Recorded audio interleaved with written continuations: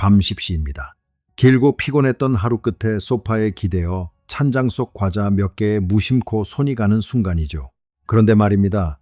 정확히 똑같은 음식을 아침에 먹었다면 아무 일도 없었을 텐데 지금 이 시간엔 몸속에서 완전히 다른 폭풍이 몰아칩니다. 메뉴도 칼로리도 그대로인데 말이죠.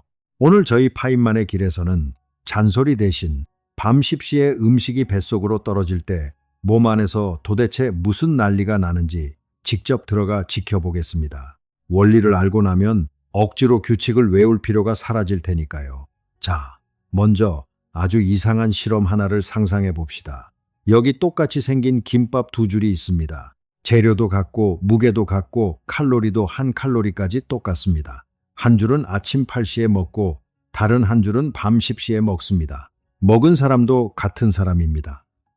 상식적으로는 결과가 같아야겠죠. 들어간 게 완전히 같으니까요. 그런데 몸속에서 벌어지는 일은 하늘과 땅 차이입니다. 밤에 먹은 김밥은 혈당을 훨씬 더 높이 훨씬 더 오래 밀어 올립니다. 같은 사람, 같은 음식인데 몸의 반응이 다른 겁니다. 이게 오늘 이야기의 출발점입니다. 왜 이런 일이 벌어질까요? 여기에 답하려면 우리가 흔히 하는 착각 하나를 먼저 버려야 합니다. 우리는 몸을 이렇게 생각하곤 합니다. 음식을 넣으면 소화가 되고 영양이 흡수되고 나머지는 빠져나간다. 마치 파이프에 물을 붓는 것처럼요. 언제 붓든 파이프는 똑같이 물을 통과시킬 거라고 믿는 겁니다. 하지만 이건 완전히 틀린 그림입니다. 여러분의 몸은 음식을 던져주면 묵묵히 처리만 하는 텅 빈 자루가 아닙니다. 몸에는 시간이라는 개념이 있습니다. 그것도 아주 정교하고 아주 고집스러운 시간표가요. 몸 안에는 시계가 하나만 있는 게 아닙니다. 거의 모든 세포마다 하나씩 수십조 개의 작은 시계가 지금 이 순간에도 째깍거리고 있습니다. 생물학에서는 이걸 일주기 리듬, 그러니까 대략 24시간을 주기로 도는 몸의 사이클이라고 부릅니다. 이 리듬은 단순히 밤에 졸리고 아침에 깨게 만드는 정도가 아닙니다. 훨씬 깊고 훨씬 넓습니다. 이 시계들은 이자, 그러니까 췌장이 언제 인슐린을 뿜을지, 간이 언제 풀가동에 들어갈지, 장이 언제 영양분을 빨아들일지, 위장이 언제 위산을 가장 많이 만들지까지 전부 정해둡니다. 모든 기관에 각자의 근무 시간표가 있는 셈이죠. 그리고 이 모든 것이 하나의 박자에 맞춰 연주하는 오케스트라처럼 조율되어 있습니다. 이 거대한 오케스트라에는 총지휘자가 있습니다. 뇌 깊숙한 곳, 시상하부라는 자리에 있는 식교차 상액이라는 아주 작은 시계입니다. 이름은 복잡하지만 하는 일은 단순합니다. 몸 전체의 박자를 맞추는 겁니다. 그런데 이 지휘자는 무엇을 보고 박자를 맞출까요? 바로 빛입니다. 아침에 눈으로 빛이, 특히 푸른 빛이 들어오면 지휘자는 온몸에 방송을 합니다. 지금은 낮이다. 신진대사 스위치를 켜라. 활발하게 움직여라. 반대로 날이 어두워지면 지휘자는 정반대의 지시를 내립니다. 이제 곧 밤이다. 소화는 슬슬 접고 몸을 고치고 잠들 준비를 하라. 여기까지는 대부분 아는 이야기일 수도 있습니다. 그런데 진짜 중요한 사실은 지금부터입니다. 뇌의 지휘자만 시계인 게 아니라는 거예요. 음식도 하나의 시계입니다. 그것도 아주 힘이 센 시계죠. 과학자들은 이렇게 몸속 시계를 바깥 세상과 맞춰주는 신호를 독일어로 자이트게버, 우리말로 옮기면 시간을 주는 자라고 부릅니다. 뇌의 지휘자에게 가장 강력한 자이트게버가 빛이라면 뇌 바깥에 있는 장기들, 특히 간과 이자와 장에게 가장 강력한 자이트게버는 놀랍게도 빛이 아니라 음식입니다. 이게 무슨 뜻일까요? 여러분이 무언가를 입에 넣는 순간 그건 단순히 세포에 밥을 주는 행위가 아닙니다. 간과 이자와 장을 향해 지금 당장 일어나서 일하라고 출근 알람을 울리는 것과 같습니다. 자, 그럼 그 알람이 밤 10시에 울리면 어떻게 될까요? 뇌의 지휘자는 이미 온몸에 불을 끄고 잘 준비를 하라고 방송을 마친 상태입니다. 그런데 간과 이자는 갑자기 울린 알람에 벌떡 일어나 오늘 낮 근무를 다시 시작해야 합니다. 지휘자는 밤이라고 말하고 장기들은 낮이라고 말하는 겁니다. 시간 생물학자들은 이 엇박자를 일주기 비동기화라고 부릅니다. 조금 더 쉽게 말하면 몸속 시계들이 서로 다른 시간을 가리키는 상태죠. 이 엇박자는 그냥 배가 좀 더부룩한 정도의 가벼운 문제가 아닙니다. 오케스트라 무대에 지휘자가 2명 올라가서 서로 다른 곡을 지휘한다고 상상해 보세요. 악기를 든 세포들은 도대체 누구 장단에 맞춰야 할지 몰라 대혼란에 빠집니다. 그리고 이 혼란이 매일 밤 조금씩 쌓이면 혈당 조절은 흐트러지고 지방은 차곡차곡 쌓이고 몸에는 은근한 염증이 깔리고 잠의 질은 바닥을 향해 내려갑니다.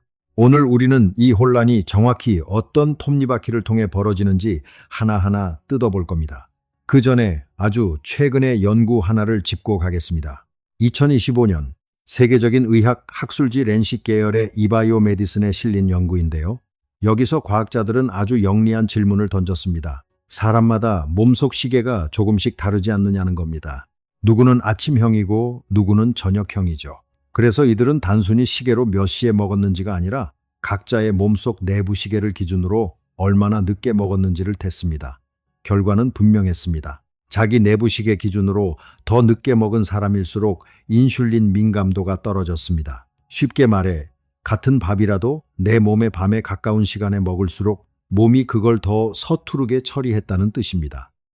게다가 이 경향에는 유전의 영향도 있었습니다. 어떤 사람은 조금 더 취약하게 태어난다는 거죠. 이건 나중에 아주 중요한 이야기로 돌아올 테니 잠깐 마음 한쪽에 걸어두시기 바랍니다. 이 설명이 마음에 드신다면 지금 잠깐 구독 버튼을 눌러주세요. 저희 파인만의 길은 의미 없는 껍데기 처방전이 아니라 여러분 몸속 톱니바퀴가 실제로 어떻게 돌아가는지 그 메커니즘을 보여드리기 위해 존재합니다. 원리를 이해하면 평생 기억에 남으니까요. 자, 그럼 이제 이 이야기의 두 주인공을 만나러 가봅시다. 밤늦게 먹을 때 몸속에서 벌어지는 일을 이해하려면 2가지 핵심 호르몬을 반드시 만나봐야 합니다. 첫 번째는 인슐린이고 두 번째는 멜라토닌입니다. 이 둘의 관계가 오늘 이야기의 절반을 설명합니다. 인슐린부터 보겠습니다. 인슐린은 피 속의 포도당, 그러니까 혈당이 나타날 때마다 이자가 만들어내는 호르몬입니다. 인슐린의 임무는 그 포도당을 세포 안으로, 특히 근육세포와 간세포 안으로 밀어넣는 겁니다. 거기서 포도당은 에너지로 쓰이거나 글리코겐이라는 저장 형태로 갈무리 됩니다. 비유하자면 인슐린은 열쇠이고 포도당은 방에 들어가고 싶어하는 손님이고 자물쇠는 각 세포 표면에 달린 수용체입니다. 인슐린이라는 열쇠가 자물쇠를 돌려 문을 열어줘야 손님인 포도당이 피 속을 떠나 세포 안으로 들어갈 수 있습니다. 그런데 여기 함정이 하나 있습니다. 이 열쇠는 하루 중 시간에 따라 훨씬 더 부드럽게 돌기도 하고 뻑뻑하게 돌기도 합니다. 아침에 열쇠는 기름칠이 잘 된 것처럼 매끄럽게 돌아갑니다. 그런데 밤의 열쇠는 이상하게 뻑뻑합니다. 왜 그럴까요? 그 타이밍을 조종하는 배후 중 하나가 바로 두 번째 주인공 멜라토닌이기 때문입니다. 멜라토닌은 흔히 수면 호르몬이라고 불립니다. 뇌 속에 있는 아주 작은 솔방울 모양의 기관, 송과선에서 만들어집니다. 날이 어두워지면 분비되기 시작해서 보통 우리가 잠들기 1~2시간 전부터 피 속을 돌아다닙니다. 그런데 멜라토닌은 단순히 우리를 졸리게만 하는 게 아닙니다. 이 호르몬은 음식을 처리하는 몸의 방식에 직접 브레이크를 겁니다. 구체적으로는 이자가 인슐린을 뿜어내는 능력을 뚝 떨어뜨립니다. 밤이 되어 멜라토닌이 퍼지면 이자의 인슐린 공장은 일부러 생산량을 줄이는 겁니다. 진화의 눈으로 보면 이건 너무나 당연하고 완벽한 설계입니다. 자연 상태에서 해가 지고 나면 우리 조상들은 먹을 게 없었습니다. 어두운 숲에서 밤에 사냥을 하거나 열매를 딸 수는 없었으니까요. 그러니 밤에는 이자가 인슐린을 뿜을 필요가 없었습니다. 손님이 안 올 텐데 열쇠 공장을 돌릴 이유가 없죠. 그래서 우리 몸은 이 어두운 시간을 틈타 소화 시스템의 스위치를 슬며시 내리고 남는 에너지를 몸을 고치고 깊이 잠드는데 몽땅 투자하도록 진화했습니다. 문제는 현대를 사는 우리가 이미 멜라토닌이 피 속에 쫙 퍼진 밤에 음식을 먹는다는 데 있습니다. 생물학적으로 아주 어색하고 불편한 장면이 연출되는 거죠. 밥이 들어왔으니 피 속 포도당은 평소처럼 훅 올라갑니다. 그런데 이자는 아침처럼 인슐린을 시원하게 뿜지 못합니다. 멜라토닌이 브레이크를 밟고 있으니까요. 결과적으로 혈당은 평소보다 훨씬 긴 시간 동안 높은 상태로 남습니다. 문은 안 열리는데 손님은 계속 복도에 서 있는 셈입니다. 혈당이 오래 높게 유지되는 건 절대 사소한 일이 아닙니다. 이런 밤이 매일 반복되면 장기적으로 인슐린 저항성이라는 상태로 이어질 수 있습니다. 인슐린 저항성이란 열쇠는 충분히 있는데 자물쇠가 뻑뻑해져서 문이 잘 안 열리는 상태를 말합니다. 같은 수의 손님을 방에 넣기 위해 몸은 전보다 훨씬 더 많은 열쇠를 깎아내야 합니다. 이자는 과로하고 혈당은 더 안 떨어지고 이게 반복되면 결국 제2형 당뇨병으로 향하는 첫 계단에 발을 올리게 됩니다. 이 그림을 아주 직접적으로 증명한 유명한 연구가 있습니다. 2017년 하버드 대학교 부속 브리검 여성병원의 연구진이 커런트 바이올로지라는 학술지에 발표한 연구인데요. 이들은 사람들에게 멜라토닌 수치가 정점을 찍는 늦은 시간에 음식을 먹게 하고 또 다른 날에는 같은 음식을 낮에 먹게 했습니다. 결과는 섬뜩할 만큼 분명했습니다. 늦은 시간에 먹었을 때 혈당이 튀어오르는 정도도, 다시 정상으로 내려오는 데 걸리는 시간도, 전체적인 혈당 반응이 눈에 띄게 나빴습니다. 여기서 가장 중요한 포인트는 이들이 먹은 음식이 글자 그대로 100% 똑같았다는 겁니다. 메뉴를 바꾼 것도 칼로리를 바꾼 것도 아닙니다. 오직 입에 들어가는 시간만 바꿨을 뿐인데 몸이 받아들인 대사 결과는 완전히 달랐습니다. 앞에서 상상했던 김밥 2줄 이야기가 실험실에서 그대로 증명된 셈이죠. 이건 최근 아주 뜨겁게 연구되는 시간 영양학, 그러니까 언제 먹느냐를 다루는 분야와 곧장 연결됩니다. 그리고 여기서 저는 여러분께 최신 소식 하나를 꼭 전하고 싶습니다. 이 분야가 이제는 단순히 흥미로운 학설 정도가 아니라 심장과 혈관 건강을 다루는 큰 틀 안으로 들어왔다는 겁니다. 미국 심장협회가 관여한 2023년의 한 전문가 회의 보고서에서는 무엇을 얼마나 먹느냐만큼이나 언제 먹느냐가 심혈관 대사 건강을 결정하는 하나의 축이라고 공식적으로 정리했습니다. 다시 말해 밥 먹는 시간이 이제는 혈압이나 콜레스테롤처럼 관리해야 할 지표의 하나로 대접받기 시작한 겁니다. 자, 그럼 정말 실용적인 질문을 던져봅시다. 그렇다면 몇 시부터 몇 시 사이에 먹는 게 몸에 가장 유리할까요? 이 질문에 대한 아주 최근의 답이 있습니다. 2025년에 나온 한 3개월짜리 임상시험 결과인데요. 연구진은 사람들을 두 그룹으로 나눴습니다. 한 그룹은 하루 식사를 이른 시간대에 몰아서 하고 다른 그룹은 늦은 시간대에 몰아서 했습니다. 두 그룹 다 먹는 창은 똑같이 좁혔고 총 섭취량도 비슷하게 맞췄습니다. 오직 그 창의 위치, 그러니까 이른 낮이냐 늦은 저녁이냐만 달랐던 거죠. 결과가 흥미롭습니다. 이른 시간대에 먹은 그룹이 체지방, 그 중에서도 이완기 혈압, 그리고 공복 혈당 같은 지표에서 더 좋은 성적을 냈습니다. 심지어 몸의 대사 나이를 추정하는 지표에서도 앞섰습니다. 같은 양을 먹어도 하루에 앞쪽에 먹은 사람이 대사적으로 더 젊게 나온 겁니다. 이 숫자 하나만 기억하셔도 오늘 영상 값은 하셨다고 봅니다. 위치가 다르면 결과가 다릅니다. 여기서 잠깐 숨을 고르겠습니다. 지금까지 우리는 뇌의 지휘자 시계, 음식이라는 자이트개버, 밤이 되면 힘이 빠지는 인슐린, 그 발목을 잡는 멜라토닌, 그리고 야식이 왜 혈당을 오래 붙잡아 두는지까지 봤습니다. 그런데 사실 이건 그림의 절반일 뿐입니다. 밤에 먹으면 벌어지는 진짜 극적인 사건은 다른 곳, 바로 여러분의 장 속에서 벌어지고 있거든요. 그리고 이 이야기는 앞의 혈당 이야기보다 훨씬 더 뜻밖입니다. 우리는 장을 이렇게 생각하기 쉽습니다. 그냥 음식이 지나가는 긴 파이프, 소화가 일어나는 관 정도로요. 그런데 이건 장을 너무 무시하는 그림입니다. 여러분의 장에는 1억 개가 넘는 신경세포가 깔려 있습니다. 자기만의 독자적인 신경계와 자기만의 리듬과 밤이 되면 반드시 해야 할 확고한 야간 스케줄을 가진 아주 부지런한 기관입니다. 그래서 과학자들은 장의 신경계를 종종 제2의 뇌라고 부릅니다. 장이 철학적인 고민을 해서가 아니라 뇌의 명령 없이도 꽤 독립적으로 움직이기 때문입니다.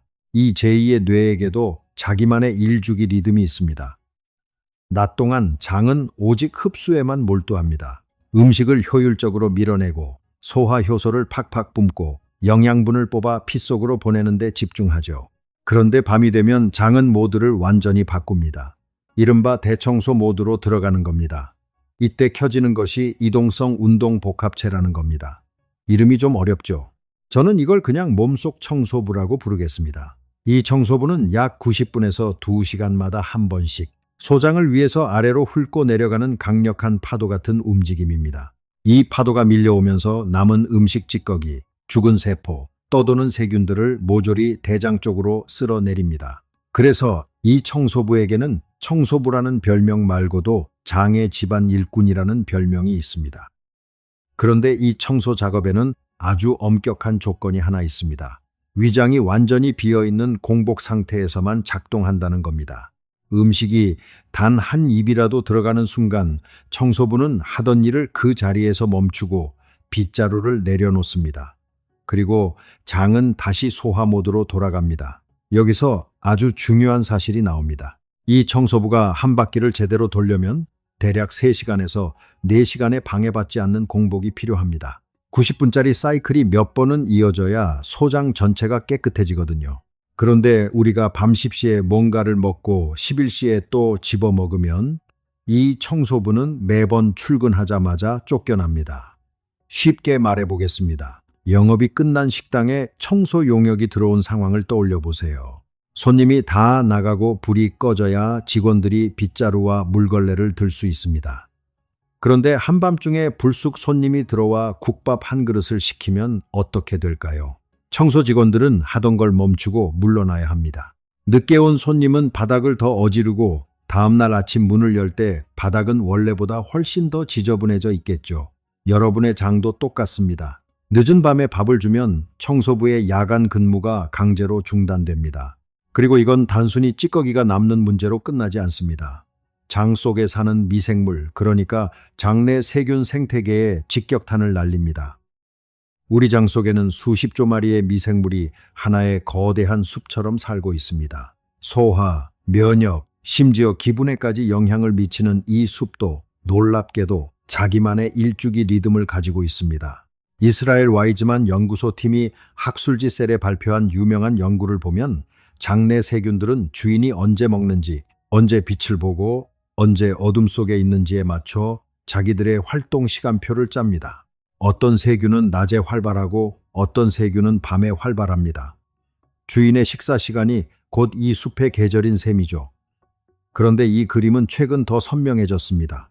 2026년에 나온 한 연구에서는 규칙적인 식사 시간이 장 속 유전자 발현과 미생물의 하루 리듬을 유지하는데 결정적이라는 사실을 보여줬습니다. 다시 말해, 언제 먹느냐가 흐트러지면 장 속 숲의 계절 감각 자체가 망가진다는 겁니다. 봄인데 낙엽이 지고 겨울인데 꽃이 피는 혼란이 벌어지는 거죠. 이렇게 리듬이 깨진 장 환경은 장벽을 느슨하게 만들어 독소가 새어나가게 하고 면역 조절을 어지럽히고 몸 전체에 은근하고 만성적인 염증을 깔아놓는 원인이 됩니다. 자, 여기서 저희 파인만의 길은 아주 솔직한 사실 하나를 분명히 짚고 가겠습니다. 저희 채널은 과장하거나 겁을 주지 않으니까요. 여러분의 장은 생각보다 훨씬 튼튼하고 회복력이 강합니다. 어쩌다 하루 늦게 치킨 한 마리를 시켜 먹었다고 해서 여러분의 장내 숲이 하룻밤 사이에 무너지지는 않습니다. 진짜 무서운 건 그것이 매일 밤 반복되는 습관이 되었을 때입니다. 생물학은 좋은 쪽으로든 나쁜 쪽으로든 꾸준한 반복에 가장 정직하게 반응합니다. 야식이 습관이라면 데미지는 눈덩이처럼 쌓이지만 어쩌다 한 번이라면 몸은 아무 일 없었다는 듯 훌훌 털어냅니다. 그러니 오늘 이야기를 죄책감의 재료가 아니라 습관을 다시 보는 렌즈로 들어주시기 바랍니다. 지금까지 들으신 원리들을 깔끔하게 정리해서 매일 실생활에 써먹을 수 있는 정보로 받아보고 싶으시다면 저희 파인만의 길 인스타그램을 팔로우해 주세요. 유튜브 영상에서 미처 다 담지 못한 짧은 팁들을 매일 올리고 있습니다. 자, 그럼 이제 여러분이 가장 예상하지 못했을 이야기로 넘어가 보겠습니다. 바로 잠입니다.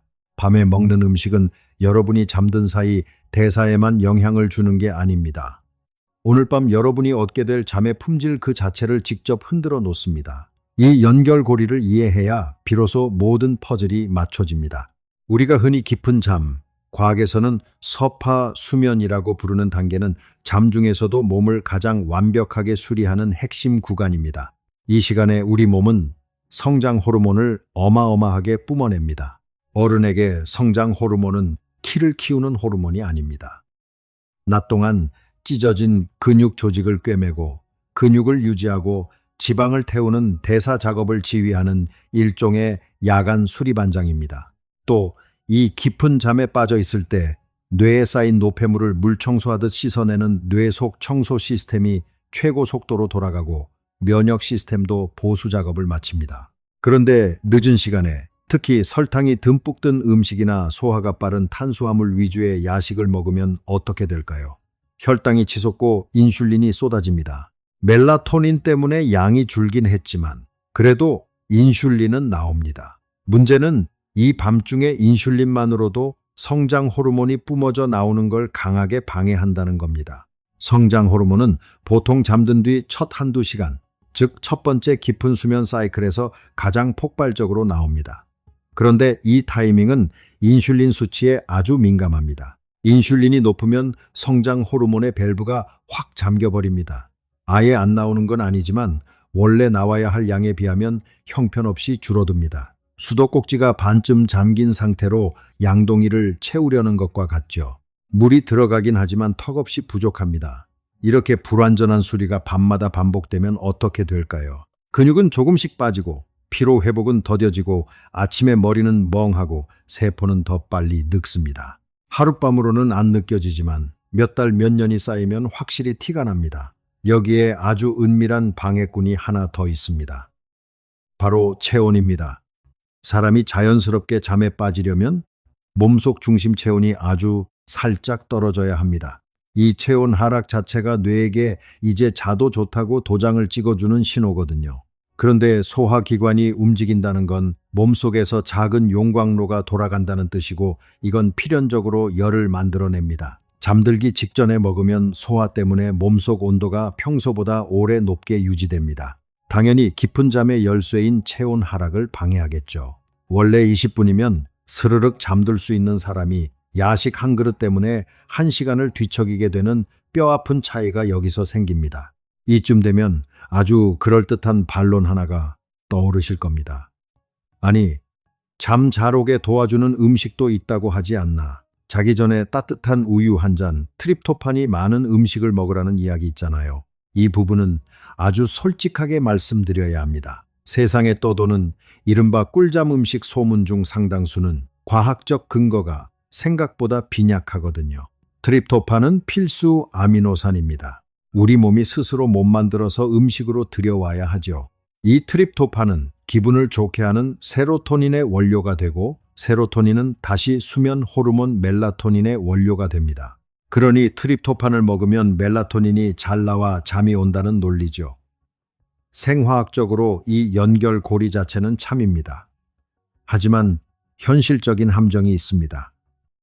우유 한 잔이나 칠면조 고기 몇 조각에서 얻는 트립토판의 양과 그 트립토판이 뇌를 둘러싼 철통 보안 시스템인 혈뇌 장벽을 뚫고 들어가 실제로 멜라토닌으로 바뀌는 양은 완전히 별개의 문제라는 겁니다.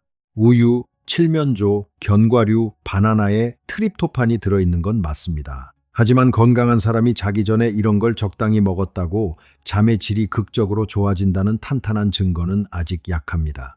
소규모 연구에서 긍정적 결과가 있긴 했지만 판을 뒤집을 만한 일관된 증거는 아닙니다. 이론적으로 귀가 솔깃한 이야기가 실제 실험실에서 초라해지는 경우 영양학에는 정말 많습니다. 반면에 어떤 음식이 잠을 확실히 망치는가에 대해서는 증거가 넘쳐납니다. 그중 단연 최악의 배신자가 술입니다. 워낙 많은 분이 술을 잠 오게 하는 묘약으로 착각하고 계시기 때문에 따로 떼어 집중해서 다룰 가치가 있습니다. 술을 마시면 잠에 빨리 빠지는 건 사실입니다. 알코올이 중추신경계를 지그시 누르는 억제 작용을 해서 뇌를 얕은 잠으로 스르륵 넘겨주니까요. 그래서 밤에 마신 와인 한 잔이 긴장을 풀고 기절하듯 잠들게 해준다고 느끼는 겁니다. 딱 거기까지는 사실입니다. 진짜 비극은 그 다음에 시작됩니다.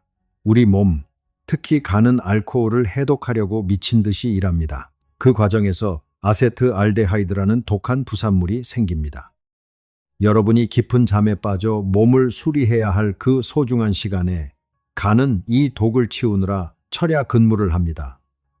게다가 알코올은 렘수면을 잔인하게 억누릅니다. 렘수면은 뇌가 낮에 겪은 일을 정리하고 기억을 저장하고 감정의 찌꺼기를 씻어내는 아주 중요한 시간인데 말이죠. 술을 마신 날 밤 전반부에는 평소보다 깊이 자는 것처럼 보입니다. 그래서 푹 잤다고 착각합니다. 하지만 알코올이 피 속에서 다 분해되고 난 후반부가 되면 억눌려 있던 렘수면이 용수철처럼 튀어오릅니다. 뇌가 빼앗긴 시간을 보상받으려 발버둥 치는 거죠. 그 결과 꿈자리가 뒤숭숭해지고 잠은 산산조각 나고 새벽에 자꾸 눈이 떠집니다. 침대에 누워있던 총시간은 비슷할지 몰라도 잠의 뼈대는 처참하게 무너집니다. 술은 잠에 드는 문은 쉽게 열어주지만 밤의 후반부를 갈기갈기 찢어 놓습니다. 대부분의 사람은 자기가 이런 손해보는 거래를 하고 있다는 사실조차 모릅니다. 이 대화에서 절대 빠뜨릴 수 없는, 어쩌면 가장 심각하게 무시당하는 주인공이 하나 더 있습니다. 바로 카페인입니다. 저녁에 커피 마시면 잠 안 온다. 이건 누구나 압니다. 하지만 카페인이 몸속에 얼마나 오래 남는지, 그리고 정작 본인은 못 느끼는 사이에 어떻게 잠을 갉아먹는지 제대로 아는 사람은 드뭅니다. 카페인은 뇌에 있는 아데노신 수용체라는 자리를 틀어막습니다.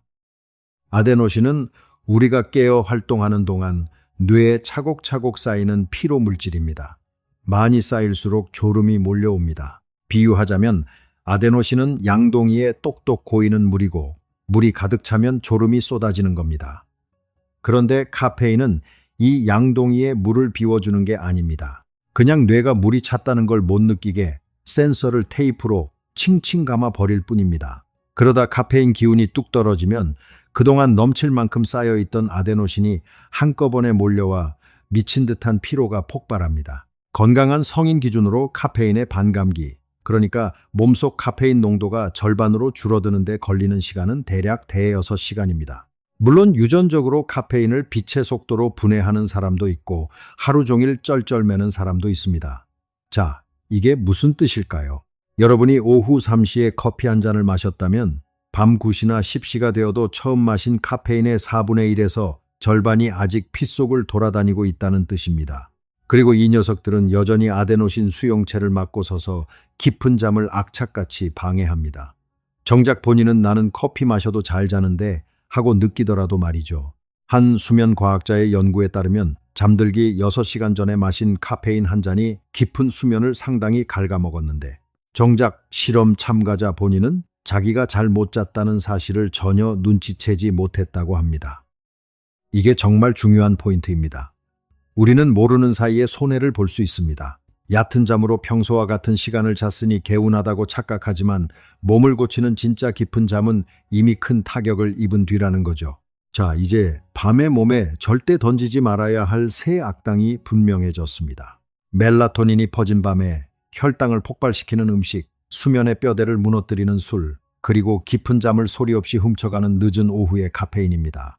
여기까지 들으셨다면 지금 머릿속에 아주 현실적인 질문 하나가 떠오르실 겁니다. 알겠어. 다 알겠는데 그럼 밤 10시에 소파에 앉아 있을 때 진짜로 배가 미친 듯이 고프면 도대체 어쩌라는 거냐? 이 질문에 답하려면 먼저 그 밤의 식욕이 도대체 어디서 튀어나온 건지부터 따져봐야 합니다. 밤에 느끼는 허기는 진짜 배가 고파서가 아닌 경우가 의외로 많거든요. 그리고 그 진짜 원인을 구별해내면 대처하는 방법이 완전히 달라집니다. 지금부터 아주 실용적인 이야기를 하겠습니다. 밤에 찾아오는 식욕에는 크게 4가지 얼굴이 있습니다. 이 넷을 구분할 줄 알면 여러분은 냉장고 문 앞에서 더 이상 자기 자신에게 지지 않게 됩니다. 첫 번째 얼굴은 진짜 생리적 배고픔입니다. 이건 대개 낮에 밥을 너무 부실하게 먹었을 때, 특히 단백질과 지방을 너무 적게 먹었을 때 찾아옵니다. 아침과 점심을 대충 때웠거나 탄수화물만 잔뜩 먹고 단백질은 바닥이었다면 포만감이 금방 꺼집니다. 그리고 밤이 되면 쓸 에너지가 동나버리죠. 그러면 몸은 비상사태를 선포하고 진짜 배고픔 신호를 강하게 쏩니다. 이건 가짜가 아니라 진짜입니다. 이 경우의 해법은 밤에 참는 게 아니라 낮에 식사를 손보는 겁니다. 두 번째 얼굴은 스트레스와 코르티솔입니다. 코르티솔은 부신에서 나오는 스트레스 호르몬인데 이 녀석의 주특기 중 하나가 식욕 스위치를 켜는 겁니다. 그것도 샐러드 같은 게 아니라 설탕 덩어리나 기름진 음식을 갈구하게 만들죠. 만성 스트레스로 코르티솔이 늘 높으면 배부름을 알리는 호르몬 렙틴과 배고픔을 외치는 호르몬 그렐린의 균형이 무너집니다. 배부르다는 신호는 한참 뒤에 오고 배고프다는 신호는 미친 듯이 강해집니다. 오늘 하루 직장에서 크게 스트레스를 받으셨다면 밤에 밀려오는 그 허기는 영양이 부족해서가 아니라 호르몬이 부리는 농간일 확률이 높습니다. 세 번째, 얼굴은 단순한 습관, 뇌가 길들여진 조건 반사입니다. 지난 몇 달, 몇 년 동안 밤 10시에 텔레비전을 켜고 소파에 누워 늘 뭔가를 오물거렸다면 여러분의 뇌는 소파와 텔레비전과 은은한 조명이라는 장면을 음식과 하나의 세트로 묶어버립니다. 파블로프의 개실험이 여러분 거실에서 그대로 재현되는 거죠. 영양이 하나도 필요 없는데도 그 장면만 되면 몸은 조건 반사로 침을 흘리며 식욕을 만들어냅니다. 이건 뇌가 만든 환상이지만 안 고픈 건 아니라서 다루기가 까다롭습니다. 네 번째 얼굴은 아주 교묘합니다. 바로 갈증입니다. 우리 몸은 종종 목마름과 배고픔의 신호를 헷갈립니다. 낮에 물을 제대로 안 마셨을 때 특히 더 심하죠. 그래서 밤에 뭔가 미친 듯이 먹고 싶을 때 무작정 냉장고 문을 열기 전에 물을 한 컵 시원하게 마셔보세요. 놀랍게도 꽤 많은 경우 그것만으로 식욕이 싹 사라지는 걸 경험하실 겁니다. 자, 그럼 여기서 오늘 처음으로 아주 구체적인 실전 처방을 드리겠습니다. 밤에 식욕이 밀려올 때 딱 3단계만 밟아보세요. 첫째, 냉장고 문을 열기 전에 10분만 멈춥니다. 식욕은 파도와 같아서 정점을 찍고 나면 저절로 내려가는 경우가 많습니다. 둘째, 그 10분 사이에 물을 한 컵 마십니다. 넷째, 얼굴, 갈증을 먼저 걸러내는 겁니다. 셋째, 그래도 배가 고프면 스스로에게 딱 한 가지를 묻습니다. 이건 낮에 부실하게 먹어서 생긴 진짜 배고픔인가? 아니면 스트레스나 습관이 만든 가짜 배고픔인가? 원인이 다르면 처방이 다르니까요. 그런데 물도 마셔봤고 10분도 기다려봤고 이건 진짜 배고픔이 맞다는 결론이 났다고 해봅시다. 직장 일이나 육아나 여러 사정 때문에 저녁 7시에 우아하게 식사하는 건 꿈도 못 꾸는 분들도 많으니까요. 저희 파인만의 길은 유토피아에 살지 않습니다. 현실은 녹록지 않죠.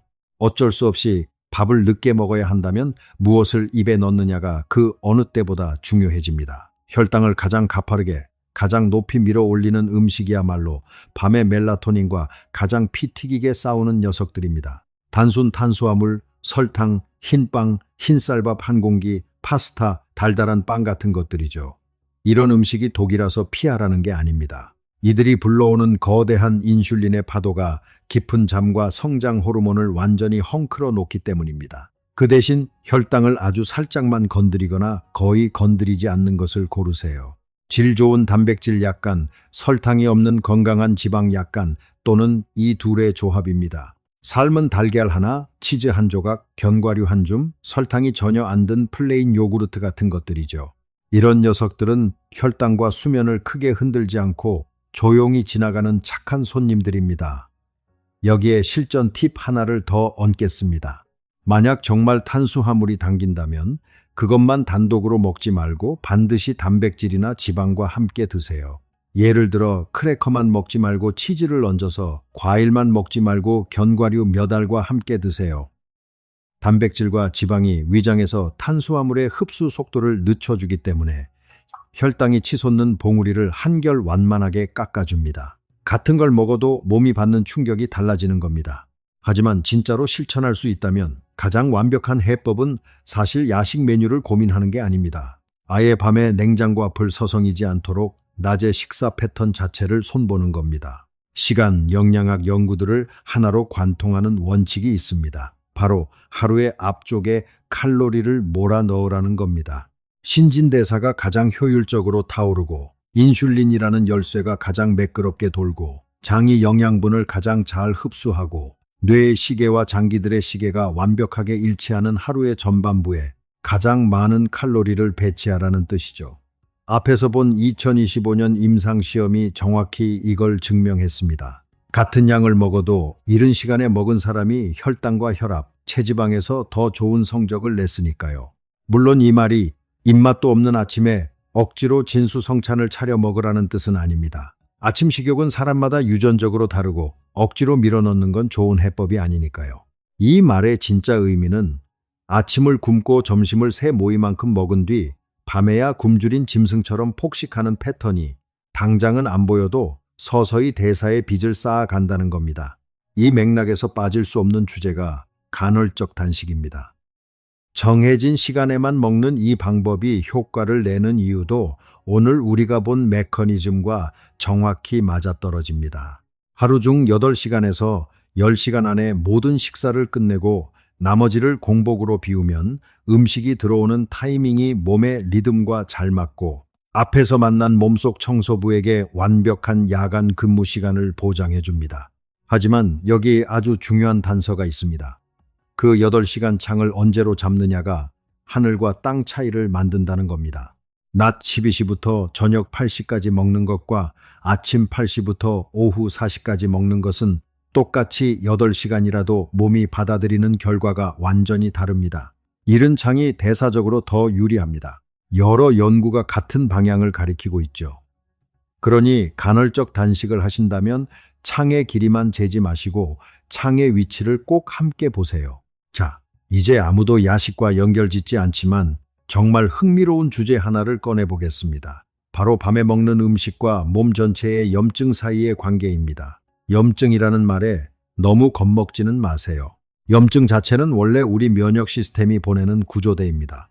다치거나 세균이 침입하면 면역계가 염증 반응을 일으켜 상처를 고치고 적을 물리칩니다. 짧고 굵게 필요한 곳에만 일어난다면 염증은 고마운 존재입니다. 진짜 문제는 만성적인 미세염증입니다. 어디 크게 불이 난 것도 아닌데 건물 전체에 화재 경보기가 1년 내내 은근하게 울리고 있는 상태와 같습니다. 이런 만성 미세염증은 심혈관 질환, 제2형 당뇨병, 대사증후군, 그리고 인지기능 저하까지 수많은 만성 질환의 뿌리로 지목됩니다. 그리고 여러분이 밤에 먹는 야식이 이 경보기를 켜는데 은근히 큰 역할을 합니다. 그 첫 번째 이유는 앞에서 본 밤중의 고혈당입니다. 밤에 혈당이 높이 치솟으면 염증 스위치가 켜집니다. 혈관 안쪽 벽을 감싸는 세포는 롤러코스터처럼 오르내리는 혈당에 아주 예민합니다. 혈당이 자꾸 튀면 산화 스트레스라는 게 생기는데 쉽게 말해 유해한 활성산소가 세포를 공격해 너덜너덜하게 만드는 겁니다. 그러면 몸 전체에 염증 신호가 쫙 퍼집니다. 두 번째 이유는 조각나고 망가진 수면입니다. 밤에 늦게 먹으면 깊은 잠이 날아간다고 했죠. 이렇게 잠이 나빠지면 우리 면역계는 염증을 일으키는 메신저 물질을 마구 뿜어냅니다. 여러 수면 연구에 따르면 하루 6시간 이하로 잠을 줄이는 생활을 딱 일주일만 해도 피 속의 염증 수치가 눈에 띄게 올라간다고 합니다. 이건 완전히 자기 자신을 갉아먹는 무한 루프입니다. 밤에 잘못 먹으면 잠을 망치고 잠을 망치면 염증이 오르고 염증이 오르면 식욕 호르몬이 미쳐 날뛰어 다음날 또 달고 기름진 걸 찾게 만듭니다. 그럼 또 야식을 먹고 또 잠을 망칩니다. 이 지옥의 굴레를 끊는 첫 단계는 지금 내가 무슨 짓을 하고 있는지 그 원리를 똑똑히 보는 겁니다. 보이지 않는 사슬은 끊을 수 없으니까요. 여기서 구체적인 장기 하나만 더 짚고 가겠습니다. 밤늦게 먹는 습관 때문에 정말 많은 분이 고생하는 병, 위식도 역류 질환입니다. 우리 위장은 음식을 녹이려고 아주 독한 위산을 뿜어냅니다. 이 위산은 소화에 꼭 필요하지만 입에서 위로 이어지는 식도는 이 독한 산성을 버틸 방패가 없습니다. 위와 식도 사이에는 하부식도 괄약근이라는 근육 밸브가 있어서 위산이 거꾸로 올라오는 걸 막아줍니다. 그런데 이 밸브가 헐거워지거나 위장 압력이 높아지면 위산이 식도를 타고 올라와 가슴이 타는 듯한 역류성 식도염을 일으킵니다. 배가 빵빵하게 부른 채로 침대에 눕는 건 순수하게 물리적인 이유만으로도 역류를 부르는 지름길입니다. 우리가 수평으로 누우면 서 있을 때 위산을 아래로 잡아주던 중력이 사라집니다. 게다가 1시간 전에 야식을 먹었다면 위장은 지금 위산을 콸콸 뿜으며 풀가동 중일 테니 역류 위험은 하늘을 찌릅니다. 그래서 소화기내과 가이드라인은 잠자리에 들기 최소 3시간 전에는 아무것도 먹지 말라고 권합니다. 이건 의사들의 잔소리가 아니라 밸브의 생물학과 중력의 물리학이 만나는 아주 단순한 법칙입니다. 사실 이 3시간이라는 숫자는 오늘 우리가 본 거의 모든 톱니바퀴와 맞아떨어집니다. 3시간이면 위장이 어느 정도 비고 몸속 청소부가 근무를 시작할 틈이 생기고 체온이 내려갈 준비를 하고 인슐린의 파도가 잦아들거든요. 만약 자주 신물이 올라온다면 이건 습관을 넘어선 신호일 수 있으니 꼭 의사와 상담하시기 바랍니다. 자, 이제 다시 맨 처음 출발했던 그 자리로 돌아와 봅시다.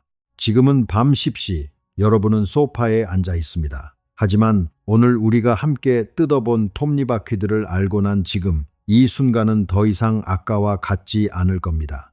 여러분은 지금 멜라토닌이 피 속을 돌며 뇌에게 잘 준비를 하라고 속삭이고 있다는 걸 압니다.